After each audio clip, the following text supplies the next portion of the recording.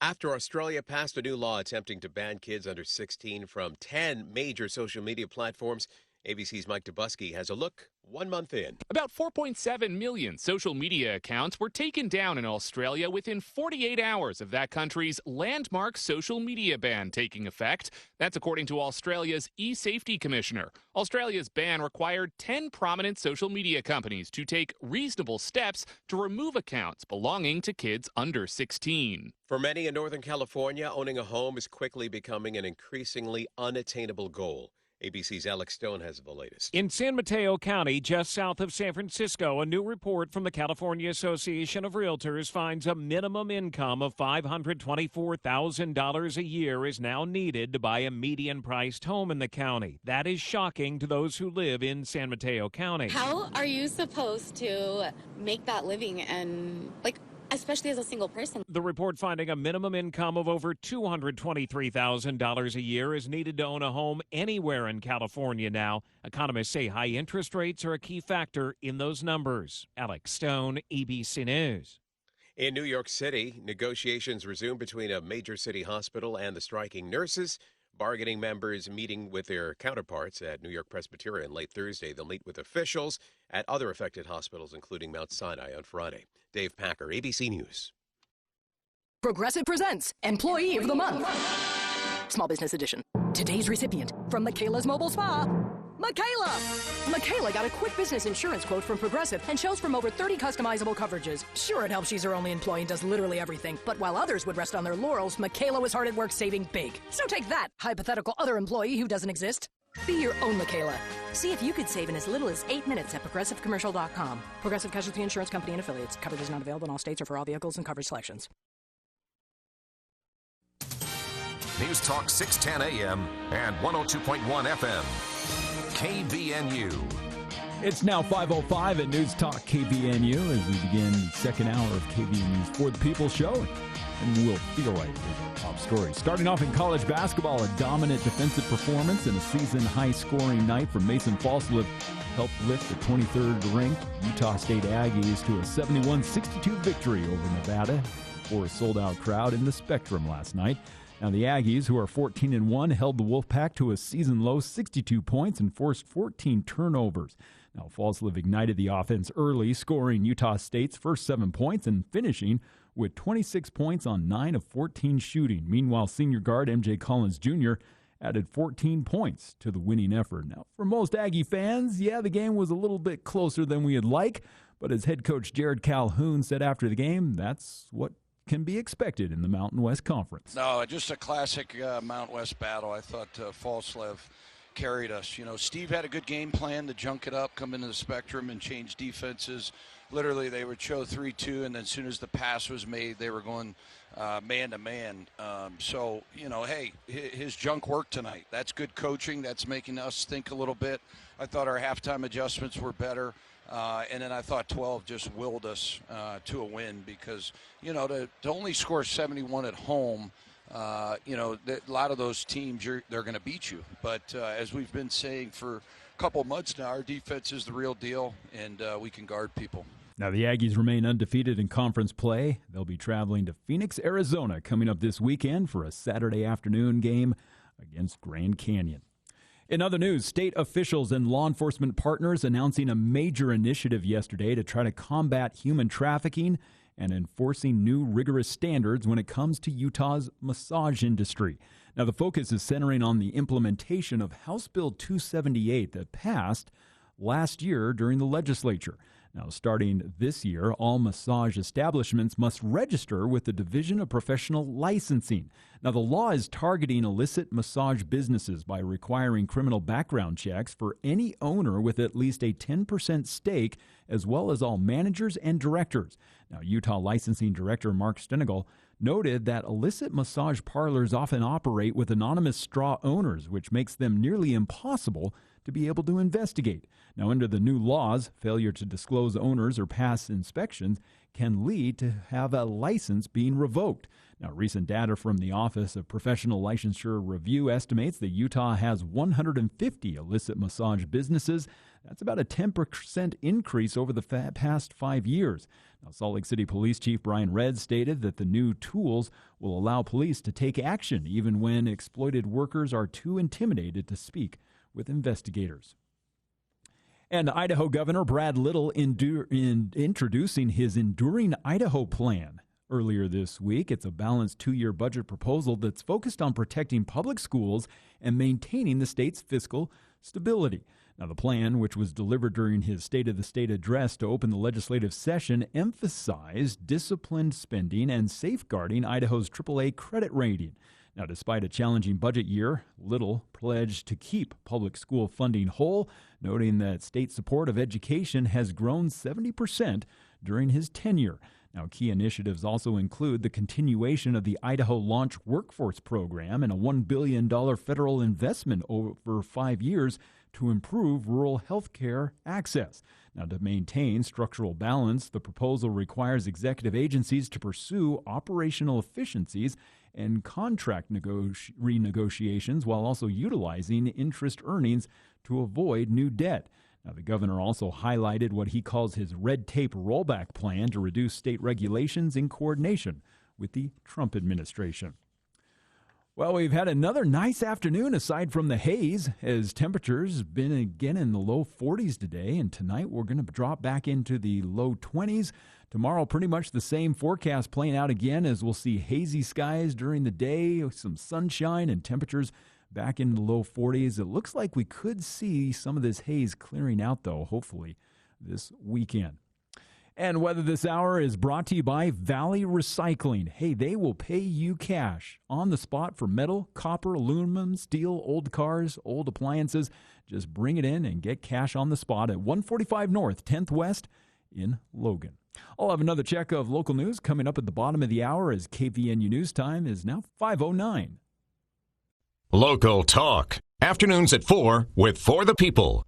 Winter's cold winds, dry air, and blowing heaters can leave your eyes feeling more irritated than ever. Hi, this is Dr. Rebecca Freeman with Northern Utah Eye Center. We diagnose and treat dry eye disease with easy in-office procedures such as IPL or LipiFlow that provide relief and comfort to dry eyes this winter season. All of us at Northern Utah Eye Center are dedicated to providing excellent care for all your eye care needs. And thank you for voting Northern Utah Eye Center Best Ophthalmologist and Best Optometrist in Northern Utah. Visit northernutaheyecenter.com or call 752-2020 today.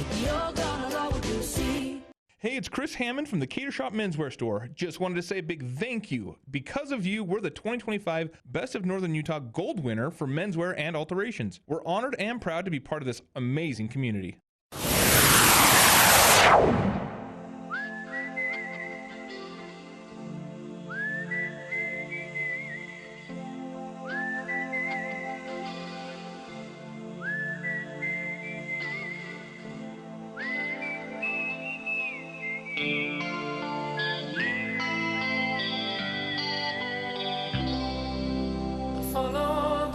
Welcome back to KVNU's For the People, hour 2 of today's show. Here in the studio with us, very special guests joining us for our monthly spotlight on the Logan School District. This is our first of 2026, and it's been a big day in education already. We'll talk about that on tomorrow's show before the movie show with the Utah State Board of Education, as Charlie mentioned in hour 1, talking about some cuts there, what it might mean, what it might not mean. So we'll get to that on tomorrow's show, but education, to say the least, is going to be a huge part of the legislative session. And every year, just funding growth alone is a huge amount of increase each and every year to the education budget. And for those not familiar, that just means, the new kids, the new populations in schools. It's one of the biggest parts of the state budget every year. It's going to be a huge part of the discussion in the legislative session. So talking education is kind of important to do. Here in the studio with us today, though, for the spotlight on Logan schools, We have Superintendent Frank Schofield joining us. And Frank, you brought friends. Peyton, I remember you. I don't remember what we talked about when you were in 2 years ago. I can't remember. It's been a while. Peyton Falslev and Abby Walker joining us as well. And I found out just before the show that Abby's spouse used to host a high school radio show. So that's kind of cool. So this is Abby's chance to show him up and say, look who's the pro now. I learned nothing. That's right. But Frank, thank you to start off again for organizing these. For listeners who don't know, I do nothing. I just sit here and wait for him to show up. Frank plans these. He chooses the topic. We've never had a hard time filling an hour, which is to say there's something going on at all times in education. Logan School District is growing. The population of the Valley, of course, is growing, but there will never be a time when you'll be able to sit back and say, "Hey, we're good for a year. We'll just sail. Nothing will change." No, because kids' needs always evolve, right? Kids Sure. are constantly growing. Society is constantly changing, and one of the fun and occasionally slightly overwhelming pieces of being in education is education has to change and evolve to match it. I can imagine the overwhelming part. Meet the needs that the students are bringing at that point in time. So although our enrollment stays pretty flat, dips a little bit, but staying pretty flat, the needs are continually adjusting. And that's something really that's tied to why we're celebrating these two teachers, and they are illustrations tonight of a broader trend. All of our listeners know about the number of students we have in Logan who come from backgrounds of poverty. Sure. Just lots of challenges, work conditions, the economic realities that we're living in at this point in time, et cetera. And a couple of our schools have really high percentages of kids in poverty or higher than average. And two of them right now are Ellis and Bridger. But our state has a recognition for teachers who really are having a measurable impact on student learning in those schools. And it's called the Effective Teachers in High Poverty Schools recognition. Okay. And every year we have 4 to 6 teachers who qualify for that recognition. And it's not based on, they wrote a really cool application or someone wrote a nice letter of recommendation. It's based on end-of-year test scores that show how much a child has grown in their academic learning. Okay. And this year we had 17 teachers qualify for that recognition. So more than doubled the number of teachers that have done that. And Peyton and Miss Walker here. Sorry, I got confused by the microphone. It happens, Abby. Frank. It happens to me every day. Peyton and Abby. And I've been doing this for years. Are two of those teachers. And as I go, if you visit their classrooms, you just see a fantastic environment. You see great instruction. You see wonderful relationships with kids. You see the right levels of structure, and you see kids who are excited to be there, and they're engaged and participating. So I asked Abby and Peyton to come kind of as representatives of this group and representatives of teachers who really are doing some outstanding things and are helping kids perform above the norm. They're making more progress than is typical. They're scoring at higher levels than is typical, and that's because of the partnerships that our schools are able to create with parents and the work that teachers are doing in the classroom to create those positive learning environments. And Abby and Peyton are two great illustrations with what they do, so we want to celebrate them and celebrate their colleagues. This is one of my favorite things to do because I come at teaching from the perspective of knowing how influenced I was by teachers especially in K through 12, but also at the college level, and then at the same time recognizing I couldn't do it. There is an art to this, and a skill and a science to this, and a temperament, I think, to this that few people would really be able to just slide into it. And yet, that's what everyone thinks, kind of. So I love to spotlight the work of teachers. Where do we want to start? Which end of the table is there? Do you have this all sketched out and storyboarded out for us today? Let's move chronologically. So let's start with Abby because she works with lower grades, and Peyton's in 5th grade. Another little interesting tidbit that I just learned about Abby today is she originally, and you can correct anything I say that's wrong, got her degree to go in and teach secondary English. Is that right? I thought about it. I wanted to teach secondary English. I got my degree in creative writing. so not teaching at all. But then ended up working as an aide in schools and thought, I got to change my mind. I can't leave the school. It just grabbed hold of me. So I love the creative writing degree, but I'm really happy I ended up in teaching instead. Sure. That is, I think most of us can say that we ended up somewhere that wasn't necessarily the the original plan. Radio wasn't even on my radar whatsoever. But it's again, the passion that most teachers have towards what they do. Let me ask it this way, Abby: is there, as things that are regular reminders of why you do this and why it's a fulfilling thing to do?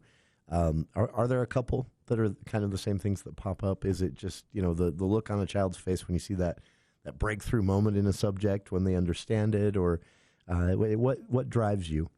Oh my gosh, yeah, there are definitely things that I feel like every day, the end of the day, you think, oh, can I do this again? And then you wake up in the morning and you think, oh my gosh, I absolutely can, because I know I'm going to get to school and these kids are just going to scream my name and give me hugs, and they're going to be so excited to tell me what they had for dinner or what they were reading, and just knowing that they want me to be the person that they're coming to is really special. It makes me want to also be that person for them. Like, I need them just as much as they need me, because I want to hear all these little joys, especially from a kindergartner. Sure. It's funny, the things that they think are the most important in the world, but it is to them the most important in the world. And so I want to give them that time and attention to feel like, yep, I'm here. You tell me what means the most to you right That's now. very cool. That is. I'm curious, with that age group, kindergarten, first grade, what subjects are the most difficult to convey to that age group today, and what are the easiest subjects? What are there certain subjects they just naturally? Because I would imagine it's a bit different than when I was in kindergarten. Are there some that they just sail into, like it comes naturally for them generally? I do think, like, at the basic level, math and reading, we keep it pretty low-key, alphabet, basic numbers 1 through 20, and they have a pretty good grasp on that. When we start to get more into things like social studies and talking about the outside world, their view is just so different, because it's such kind of a magical view of the world. So when we're talking about seasons and weather, or when we're talking about things like farming, or they haven't had a lot of exposure, so there's some confusion of like, well, what do you mean this is where groceries come from, and they don't just show up at the store? Like, That's what do you, things like that their world is kind of small. Being 5, they can't drive themselves to go experience anything new, and so watching that exposure is always a little bit interesting, because they just don't have a great understanding of that. But once they get it, they pick it up quickly. That makes sense. I asked because I met a first grader that could program, and it was I was shocked. I mean, this was a young child that couldn't do, even moderately complex math yet, just because they're not, at that grade level yet. And yet I was watching him he'd been taught by his dad, so he didn't necessarily understand it, but he could actually make it do what he wanted to do, and was opening and closing the doors on the device with just a little bit of coding. I was blown away, and that was the first time I realized, man, kindergartners and first graders are different today than when I was one of them. That's such a great point, because over the last, I'd say, 5 years, the expectations of what we want a child to learn in kindergarten have shifted, I'd say, dramatically. Because kindergarten, that's the foundation, right? The goal is to set them on a path that at least is going to make the rest of it easier, right? But that's got to be harder today. Yeah, and the standards have gone up, and there's always this question about, okay, well, what is a child ready for? And I think one of the things we've realized is, to be honest, in the past, we probably underestimated what our students were capable of.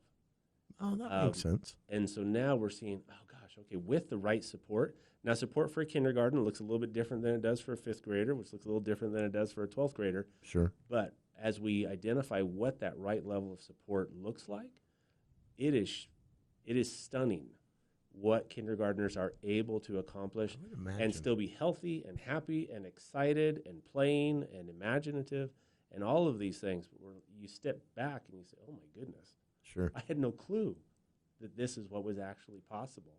And that is one of the things that I think makes kindergarten such an astounding place. That is fascinating. That is very cool. Do you have an absolute favorite story from the classroom? Oh gosh. I know it's an unfair question for a teacher because how many students every year, but is there an experience that just really stands out for you as a teacher?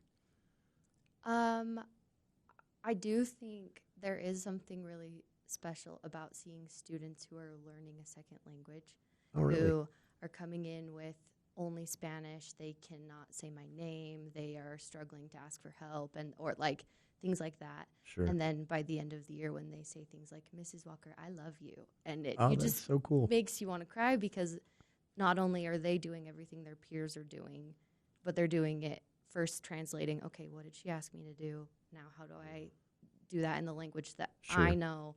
And I did have a little girl last year who started off so quiet. She was really unwilling to participate. She was nervous, you could tell. And by the end of the year, she was outperforming some of her other students. And you just want to grab her and say, like, you don't understand how impressive this is, that you have achieved these things. Sure. That is very cool. This is, again, a conversation with teachers in the Logan School District, part of our monthly spotlight on Logan schools. You're hearing from Abby Walker and Superintendent Frank Schofield here in the studio. We also have Peyton Falslev here in the studio. And don't worry, Peyton, we'll get to you after the news. We'll make it uncomfortable and put you in the spotlight. But it's interesting to talk about these things. When we hear from listeners here on the show, parents, we hear constantly from parents that it's an overwhelming time, that especially the younger their children are. That not just technology, but also, one parent told me recently that what made her job as a parent hard, that she thought was harder than something her parents had to deal with, is she said, my child has access to devices in the home that are there for fun and entertainment, but that can also teach them about wars that are going on in other places on the globe. And she said, I'm not against that. If a child's curious, encourage it is my philosophy. But she said that was something that, that really just wasn't the case when I was younger, outside of encyclopedias that we had to flip through. And so she said that makes parenting very challenging for her, that connection. Do you see that bubble up in the classroom at all? Are there anxieties in the classroom that track with news trends, things like that, even at that age? Or are they more insulated from it? I think for the most part they're more insulated, but there are definitely times when students will ask questions and I think, how did you know that? When did you learn this? Similarly, when I was 5, there was no way I would have been thinking about like bigger abstract thoughts, and they do surprise me sometimes with their anxieties. That is interesting. Appreciate this conversation. Again, it's a pleasure for me to be able to spotlight teachers. And I'll ask you both this, but for you, Abby, if there's someone out there thinking about this as a career, thinking about this as something they might like to do, what would you say to them as far as inspiration? I mean, obviously, the one thing we can all say is there is need, right? Frank, you can speak to that as well. Anyone that wants to do what needs to be done to become a teacher, please do it. But for you, Abby, what would you say to those out there that maybe find this an appealing career? Yeah, there are going to be hard parts of any job that you have, right? Sure. There are difficulties in anything that you choose to do, but something that I just have really found in teaching that is so encouraging to me, like the support of the people that I teach with.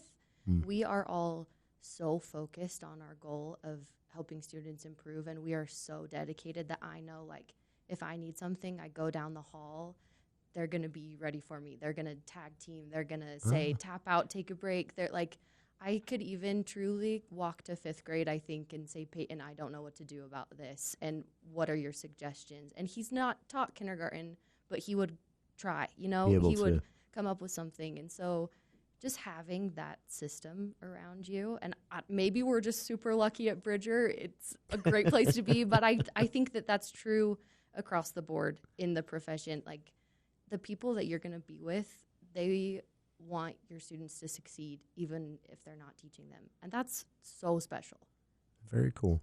This is, again, an opportunity to highlight the work of teachers in the Logan School District. Speaking again with Abby Walker of the Bridger School in the Logan District, Superintendent Frank Schofield here in the studio with us as well. And we also have within the district as well as a teacher, Peyton Falslev. And on the other side of the news, we'll find out what his experience as a teacher has been. Also, listeners, if you have questions or comment, you're always welcome to chime in. 753-5868. More of our spotlight on Logan schools right after this. Look at the news with KVNU's Will Feel Right.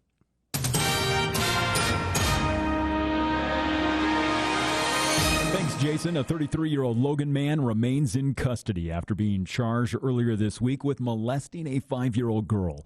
Darwin Sequeira Crovetto was arrested following a police investigation that began back in December. Now, according to an affidavit of probable cause, the victim's father reported witnessing Sequeira Crovetto, a family friend, inappropriately kissing his daughter on multiple occasions.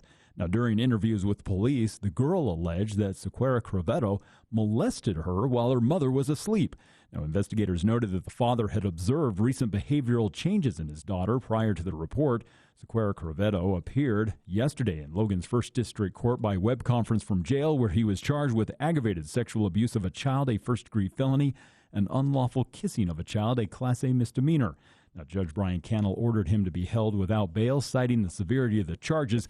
He's scheduled to appear again in court next Wednesday. In other news, State Senator Nate Blount introduced a bill earlier this week aimed at limiting the presence and tactics of federal immigration authorities at sensitive locations across Utah. Now, Senate Bill 136, which is called the ICE Out Bill, proposes several restrictions on U.S. immigration and customs enforcement. Now, if passed, the legislation would prohibit state and local law enforcement from collaborating with ICE during operations at churches, hospitals, libraries, and courthouses. Now, it also banned federal agents from entering non-public government-operated sensitive spaces such as healthcare and shelter centers, and it would forbid federal officers from wearing facial coverings during operations. Now, Senator Blount stated that the bill was developed following months of feedback from community stakeholders. He described the measure as a necessary step to protect residents from federal overreach, adding that while the bill focuses on sensitive locations, his ultimate goal is the abolition of the federal agency. Now, the bill will now move to a legislative committee for further review. And finally, authorities are investigating after a man was found dead inside a camp trailer that caught fire earlier this week in Helper. Police and firefighters responded to the fire Wednesday night at around 7:30. Now, upon arrival, emergency crews say they found the trailer fully engulfed in flames. Now, after extinguishing the blaze, firefighters discovered the body of a man inside the structure. Now, while his identity has not publicly been released, police noted that his family had been notified. Officials are still trying to determine if the man died as a result of the fire or prior to the trailer becoming engulfed in flames. Now, the investigation into the cause of that trailer fire is ongoing. Well, we're going to continue to see haze overnight tonight as temperatures are going to drop into the low 20s. And then tomorrow, hazy skies, but lots of sunshine headed our way as temperatures will be back into the low 40s. And we'll continue to see the same forecast Saturday and into Sunday, but hoping that by Sunday, some of this haze may move out of the area and we'll see a little bit clearer skies heading into the first of next week. And bringing you weather here at the bottom of the hour is Mountain Valley Heating. When it comes to heating, cooling, and maintaining your HVAC systems, remember Mountain Valley Heating and Air Conditioning at 753-5170. They handle both residential and commercial HVAC services. It's Mountain Valley Heating. And I'm Will Feelright with your KVNU local headlines. ABC News, I'm Brian Clark. Another oil tanker has been seized by U.S. forces off the coast of Venezuela. That announcement moments ago from military officials saying the ship was boarded without incident. This is the 7th tanker seized accused of running oil illegally out of Venezuela. Today, President Trump welcomes Venezuela's opposition leader and Nobel Peace Prize winner Maria Machado to the White House. This morning, the president threatened to invoke the Insurrection Act in Minnesota, which could allow him to send troops into Minneapolis amid protests over ICE operations. ABC's Faith Abube is there. The mayor here in Minneapolis saying the situation here with thousands of federal agents here on the ground is simply unsustainable. He says his officers are working tirelessly, responding to this chaos instead of focusing on basic 911 calls. 4 astronauts are back on Earth after their mission on the ISS was cut short by several weeks because one was dealing with a medical issue. This is ABC News. Hey, Northern Utah! The 4th annual Northern Utah RV Show is January 22nd through the 24th inside the Golden Spike Event Center. See the newest RV models and score 2025 prices on 2026 RVs, with new RVs starting at just $10,995 and payments as low as $129 a month OAC. Walk through and compare, all in one place. Admission is free. January 22nd through the 24th inside the Golden Spike Event Center in Ogden. Sponsored by Bish's RV. Get all the details at NorthUtahRVShow.com. At Canyon Plumbing and Heating, we don't believe in quick fixes that will cost you more down the line. As a locally owned, locally operated company serving Cache Valley since 2005, we're invested in this community and our customers. That's why we take the time to find the root of the problem and fix it right the first time. Call 435-881-6952 or visit canyonph.net. Canyon Plumbing and Heating, local service you can trust. Everyone has an estate. But do you have an estate plan? This is Jace Allen, Northern Utah's estate planning attorney. At Allen Law Office, wills and trusts are what we do. If you've been putting it off, now is the time to get it done. Don't wait until it's too late.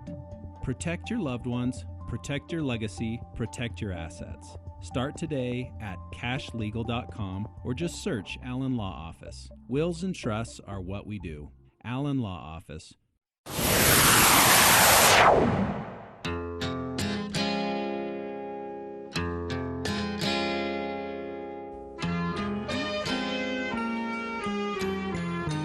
Welcome back to KVNU's For the People.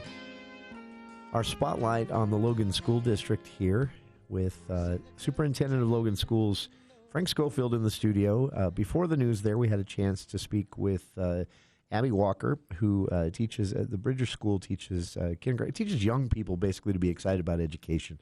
I like to put it that way, at the kindergarten level.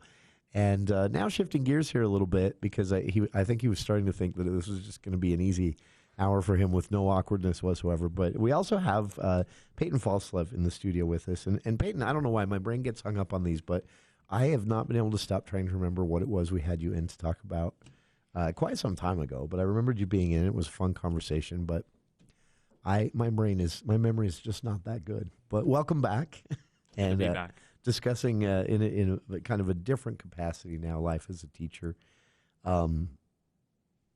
For you, it also same question I had for Abby.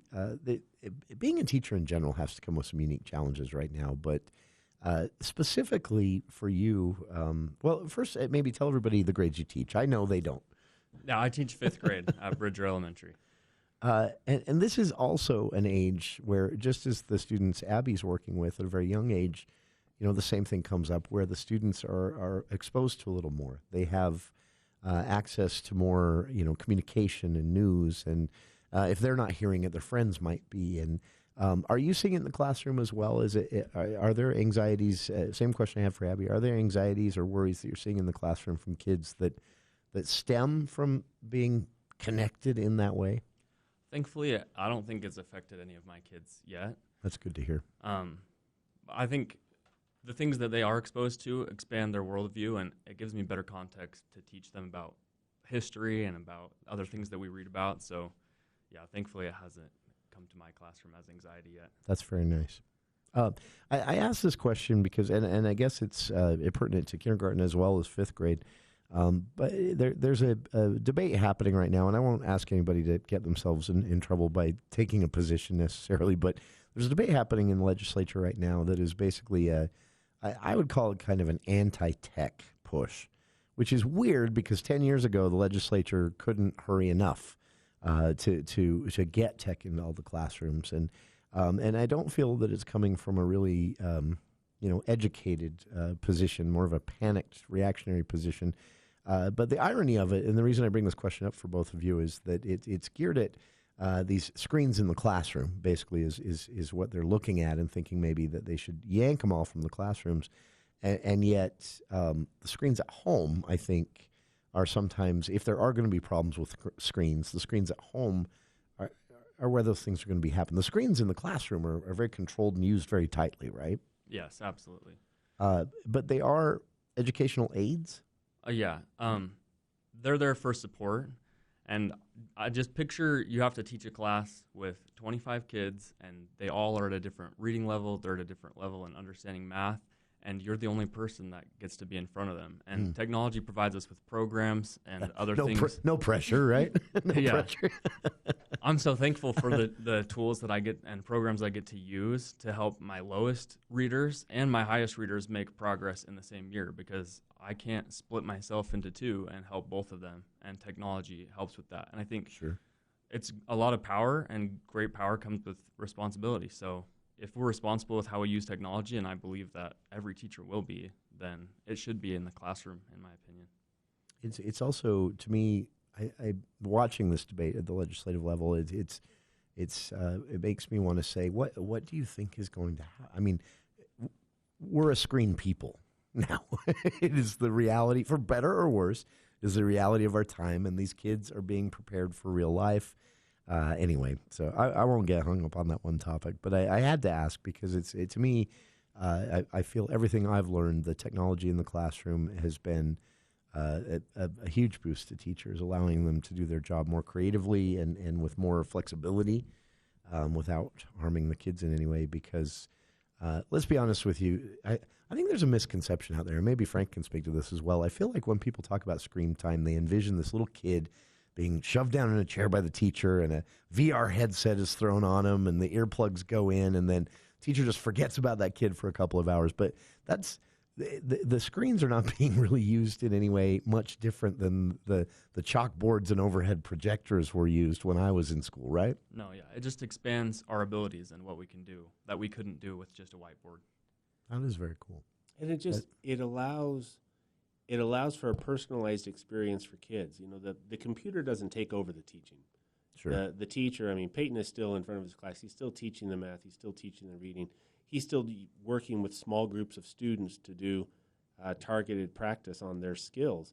What the computer allows is, while he's working with these students on the skills they need to work on, he's got the rest of his class, and previously he might give them some assignments to work on. Sure. But with the computer, he can have each of them be working on assignments that are tailored to their individual needs and skill levels. That's interesting, actually. So it enhances our ability to personalize the learning experience and the practice for each child beyond what the teacher can do by themselves. The teacher is still driving the instruction, still delivering the instruction, still managing the interactions with the kids, and still having face-to-face practice opportunities with every child. The computer just enhances the opportunity to do additional personalized practice beyond what the teacher is able to do. And it's amazing to see the amount of progress that kids make when the practice they're doing is targeted to their unique needs and not a generalization of their needs. It's phenomenal. This is the first time I'm actually wrapping my head around that, the idea of, I'm dating myself here, but I'm Xeroxed worksheet age, in grade school, and so the idea of taking the smell of ditto fluid. Oh, isn't that awful? Yeah, it just clears the nostrils in a nasty way. But taking that environment where this standard worksheet was printed for every student, and that's where you kind of put your skills to the test. And instead I've never thought of this, the idea of reading you mentioned, having kids that are reading at different levels, so you can actually set them up so their worksheet, even though it's something they work through on a computer screen now, is more tailored for advanced readers versus those who are maybe in the middle and then those who are struggling. And that's the first time that's actually clicked in my head. That's fascinating. That is, so what does that then allow you to do as a teacher when you have the students who can go through the worksheets, quote unquote, in that way? I assume that frees up some of your time, and you then have to prioritize based on, whether the students are advanced or struggling? Yeah, it's kind of like Frank was saying. My job is to teach 5th grade standards. Sure. And so if I'm giving an instruction in class, it can't be 3rd grade instruction. I'm supposed to teach them 5th grade learning standards. Okay. And so if I'm trying to reteach a 5th grade standard to a group of 5 kids, and I have my other 20 students need something to do, then they can go work on math that is at their level. I don't have to give them a worksheet that's 5th grade. I have a student who is at a 2nd grade math level. That makes sense. They're working on their computer, and they're able to get the instruction that they need to help them grow. That is very cool. And when they get that targeted instruction or practice, their learning accelerates. So they're able to move from that 2nd or 3rd grade level up to a 4th grade, 5th grade level faster than if we were doing it with the old traditional. Yeah, and it prepares them for learning the 5th grade standards that they need to learn. Makes sense. I was that student, by the way. I needed the 2 or 3 week refresher every year of everything I learned the year before I could move on.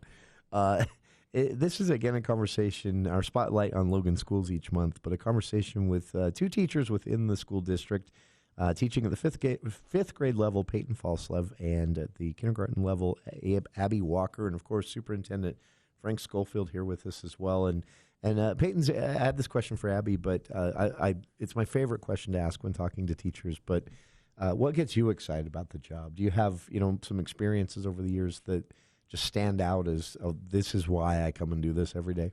Yeah, I had a lot of great relationships with teachers and coaches as I grew up. Mm-hmm. And so that's kind of one of the reasons, or one of the things that drew me to teaching.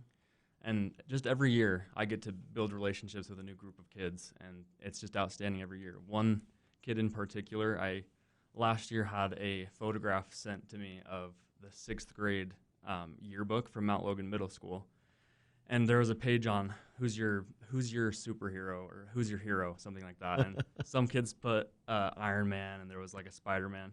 But then one of my former students wrote my 5th grade teacher, Peyton Falslev. That's so cool. And so it's just moments like that you realize what we get to do makes an impact. Yeah. And it's why I go back every day, and I love every single day. It is.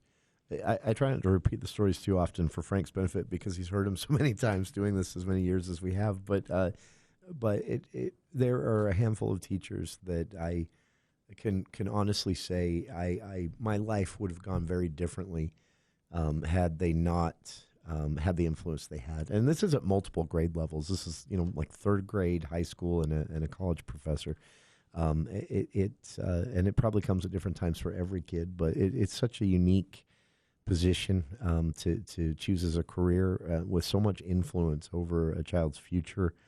And so it's fun to talk to people who are excited about it. But let me ask to both of you if you could say one thing to parents now, because I know for parents out there, there's a lot of anxiety in general about education, about the career world their child might graduate high school into, but also the options are more plentiful, and maybe the two are related as a kid ages through school. But if you could wave a magic wand and change one thing right now, is there one thing you can think of that would make your jobs easier, that would make a child's learning experience go better? That's not a fair question, I know, but I might have something kind of. I do think that kids are misunderstood sometimes, and they just want to feel important. They want to feel more grown up, I think, than sometimes we think that they're ready to. And I'm not saying kindergarten age parents should be like, yeah, let your kids grow up faster, because that's not helpful. Sure. But when they feel like what they are telling you matters and what they're thinking about matters, if you think it's silly, they sense that. And my kids can tell when I'm tense or I'm stressed. And I like the things that they care about, let them care about those things. Even if you think that it's not going to be important later, those interests are going to be the things that get you, future engineers and future teachers. And so just remember that it's not as silly as you think, and it's okay to take your kids seriously and let them let them blab, let them, be crazy. But also, like, their opinions are important, even if they're 5. Some of us need to hear that as adults still. Could you call me every day and just sure. give me a moment of encouragement before the show? This has been a fascinating conversation. Thanks to everyone. Frank for organizing this. Always. Peyton and Abby both for being here. Again, a spotlight on Logan schools with 5th grade instructor Peyton Falslev and kindergarten instructor Abby Walker, both at the Bridger School in the Logan District. And Frank and friends will be back with us next month for a new episode of our spotlight on Logan schools. Stick around. More of For the People to come right after this.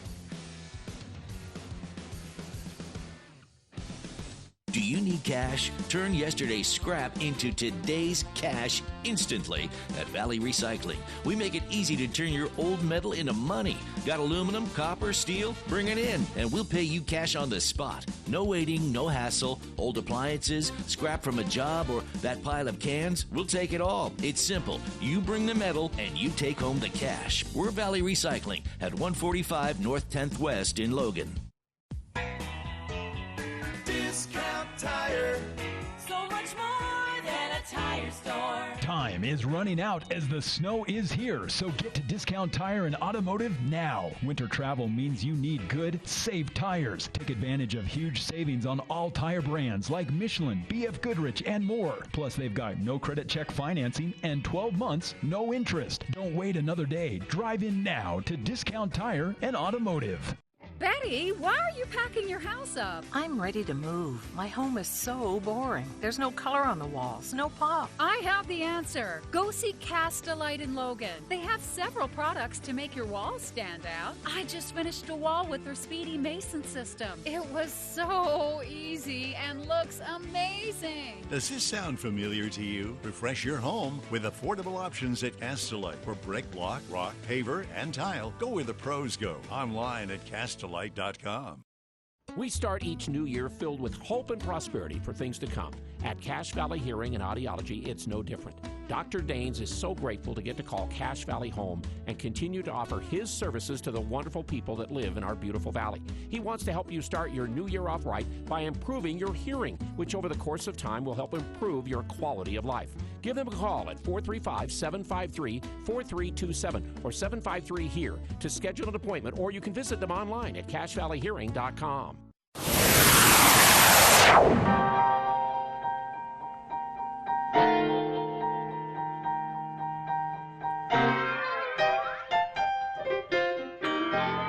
Welcome back to KVNU's For the People. I had a request from a listener. I mentioned this yesterday on the show, just kind of in passing, and a listener wanted to know more about that. So a little bit of an le.utah.gov splainer, if you will. le.utah.gov is the legislative website, and with the general session, the 45-day legislative session getting underway next week, I mentioned yesterday on the show, this is your best friend for, regardless of why you're doing it. You can look at it cynically and say, I'm tracking them, I'm keeping an eye on what they're doing, so that they, to keep them honest or keep them on their toes and things like that. You can also just say you're following along as a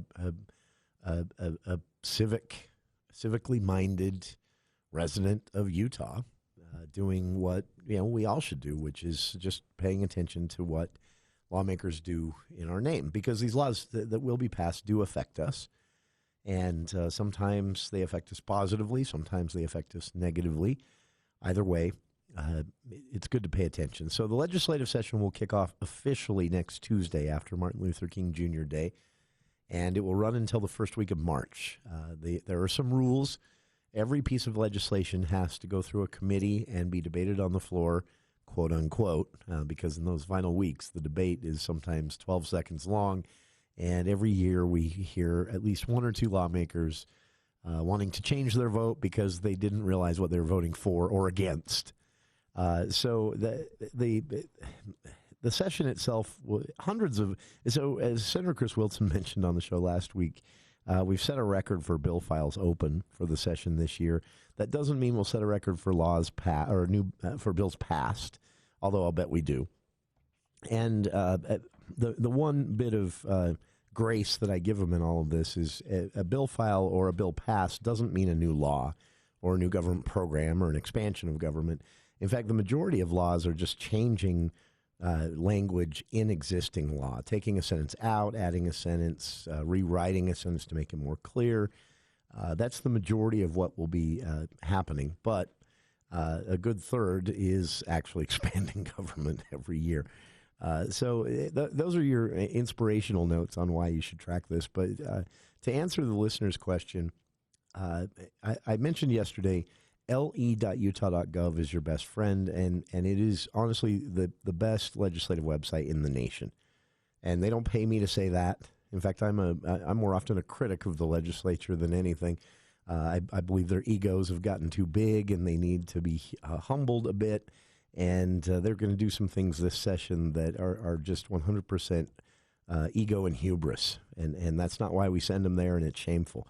Unfortunately, there's not a lot of shame in politics anymore, or at least it doesn't work as well as it used to. That said, this legislative website is honestly the best in the country. And so starting next week, you can, actually this week there are committee meetings. I'm sorry, the last one was this morning, so never mind. So next week, next Tuesday, the session will get underway. Every morning around 8 a.m., between 8 and 10 roughly, you'll have committee meetings. The first on Tuesday, looking at le.utah.gov here, is the Senate Judicial Confirmation Committee. Usually not very exciting. It's just what it sounds like. They confirm nominated judges to various positions around the state. Then at 10 a.m., the first official Senate chamber floor time begins. Also at 10 a.m., the House chamber floor time begins.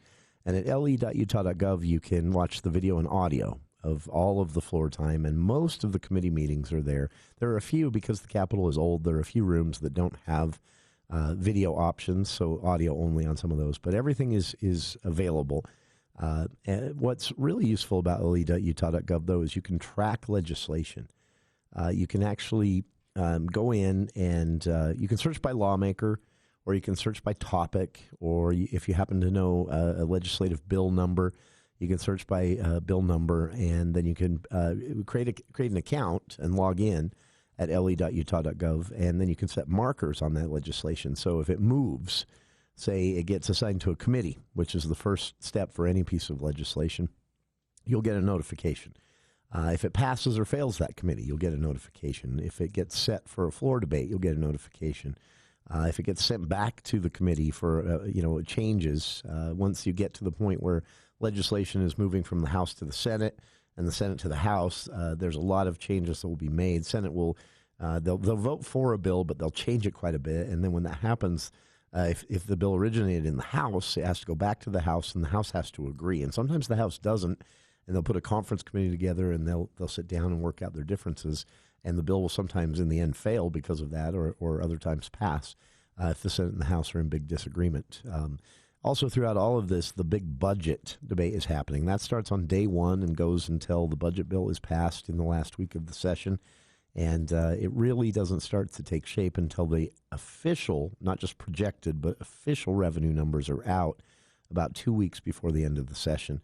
But you'll start to see what the priorities are in the, if you watch, especially the appropriations committees, you'll start to get a sense of what lawmakers are willing to fund and not willing to fund this year. And so, again, le.utah.gov. You can also contact your lawmakers through that website. You can see the current bill requests. A lot of the bills don't have any language yet, but you can see the titles and which lawmaker is requesting the bill.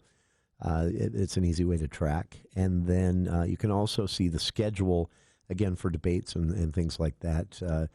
If there's something that you really care about, you can actually make time to go down to the Capitol on the day that bill is going to be heard in a committee.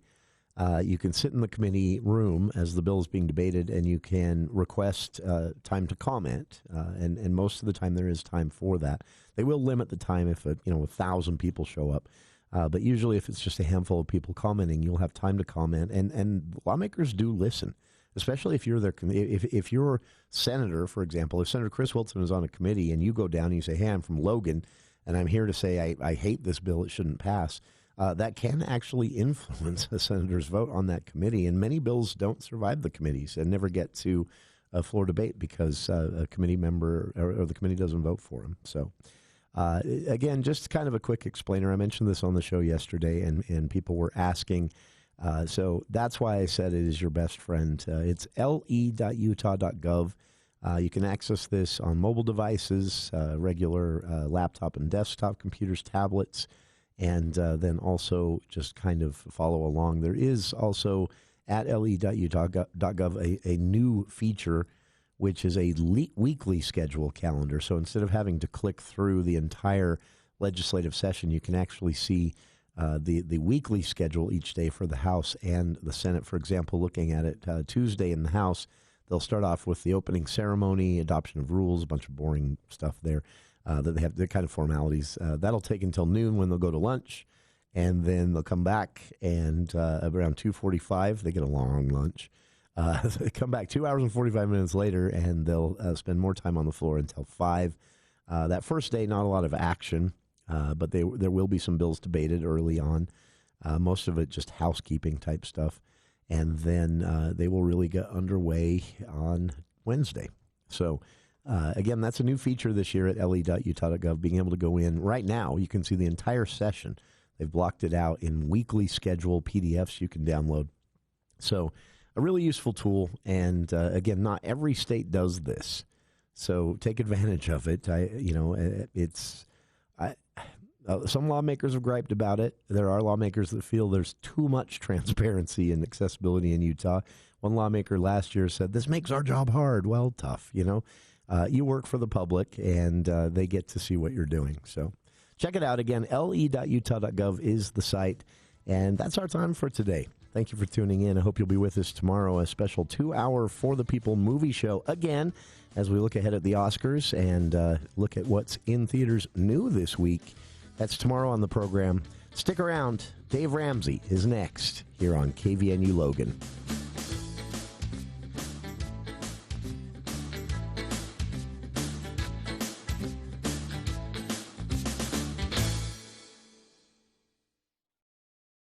Miss a minute? You're missing a lot. Breaking news, stimulating talk. News Talk, KVNU Logan, 610 AM and 102.1 FM.